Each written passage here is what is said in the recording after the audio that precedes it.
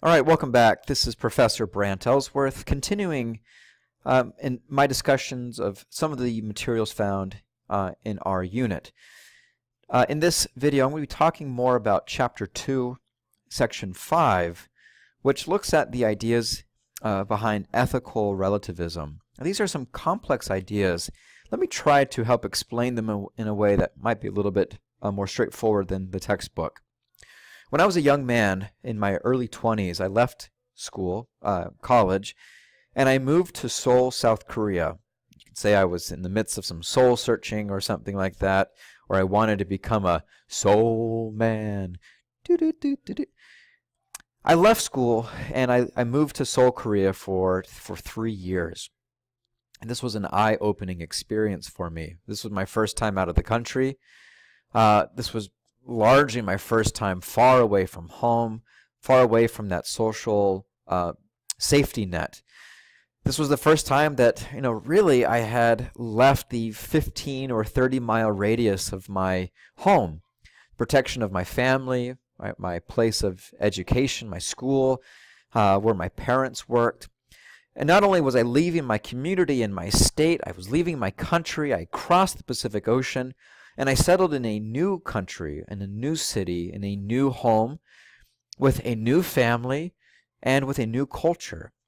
And very quickly I recognized that the culture that I had grown up in, the norms that I had accepted and believed to have been universal, meaning that these norms applied to all people in all places, I quickly learned was not true. Because as I became familiar with the Korean culture, its language, its foodways, I quickly realized that Koreans did things differently. I realized by engaging with the family that I lived with that this family interacted in ways that were different, had different expectations. Now this is just a simple way of looking at the idea of cultural relativism. And that is this idea that all cultures are different, and that they understand the world differently, and that they hold different ethical views. One way of thinking about this, I remember as a graduate student reading about the Native American tribes named the Utes, which were part of in modern-day Utah. And I learned about a custom that this was a nomadic tribe, and that as the elderly got more elderly, right, as they got older, as the tribe was preparing to travel to follow the animals in preparation for winter, the elderly would make a decision on their own that they would not go with the tribe. Right? They believed that it was inappropriate for them at their age, given the scarcity of food and the limitations of resources, that it was unethical for them to continue to eat, to take away food and resources from the young. And so instead of traveling with the tribe, the elderly, when they felt the time was right, would stay behind and essentially starve or freeze on the plains or in the mountains of Utah. Now, I think about that and I think, man, that is odd. That's strange. I think about my grandma who died a few years ago, but when we found out she had lung cancer, we did everything we could to help extend her life as long as possible. Yes, it was considered a bit of a financial burden. Yes, my mother went and lived with her for a number of months to help her through those last weeks and months of her life. But the last thing we wanted is for my grandma to rush the death process, right? Now, does that mean that my American culture is superior to that of the Ute tribe? No, of course not. But what this allows for us to do is to appreciate, consider that instead of considering one right and one wrong, is to help us understand this culture, their perspectives, and that their values were different. Think about something like cannibalism. Now, I am not one supporting cannibalism in any way. I think it's very disgusting. But there are cultures, there are societies in which cannibalism is practiced. Yes, I consider that barbaric. But for that culture, for that society, that they have found ways of rationalizing it, of finding a value system in which that makes sense. Consider the ideas of polygamy. In some parts of the world, in parts of Africa and parts of Asia, polygamy is practiced, even today. In parts of the United States, polygamy has been practiced in the past. I know today the fundamental LDS, the FLDS offshoot of the LDS or the Mormon Church, practice a form of polygamy, which is against the law in the United States. I know that 130 years ago that Mormons also practiced polygamy. I know Native American tribes practice forms of polygamy.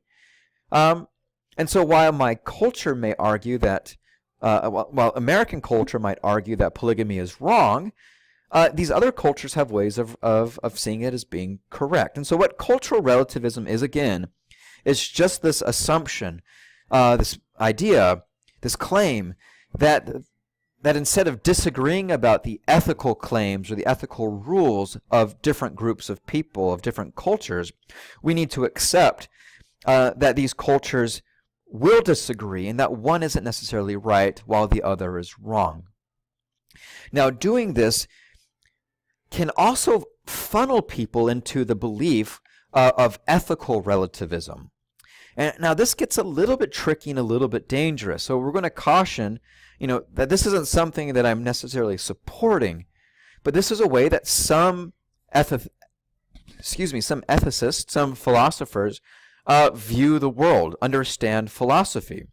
And that is the idea of ethical relativism, that there are no universal ethical rules that apply to all people at all times. Now, what does that mean? Okay, that means that my culture might say that murder is wrong, but that doesn't mean that other cultures will say that murder is wrong.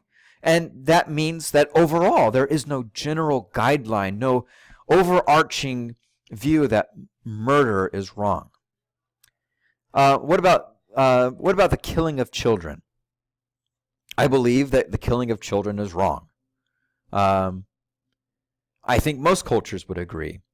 But the idea of ethical relativism is that you cannot make that moral claim that it is morally wrong, because ethical relativism says that there are no universal ethical rules that apply to all people.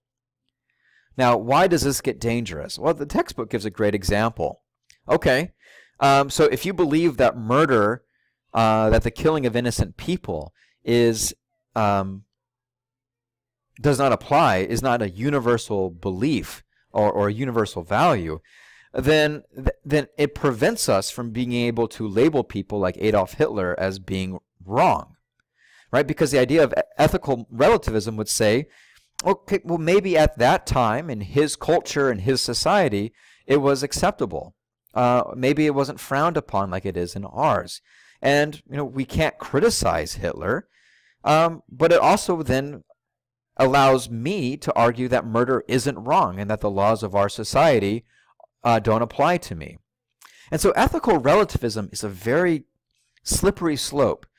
And I would just caution you before necessarily throwing yourself into that vein of, you know what, I'm an ethical relativist. I just caution you to consider the long-term implications of that. Are there human rights? I think our society has evolved in the past 100 years to say not only are there human rights, but we need to find all human rights and protect those human rights for all people, not just Americans.